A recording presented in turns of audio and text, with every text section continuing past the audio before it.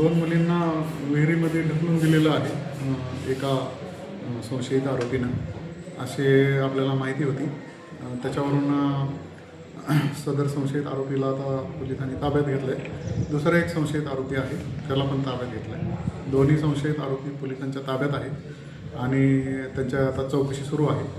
आणि मुलीचे जे मृतदेह आहेत ते विहिरीमधून काढलेले आहेत.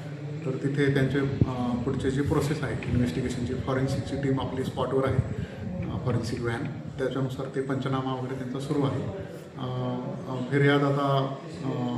फिर्याद ड्राफ्ट करून त्याच्याबद्दल खुनाचा गुन्हा आपण सदर आरोपींवर दाखल करत आहोत. तो आता तपासामध्ये निष्पन्न होईल.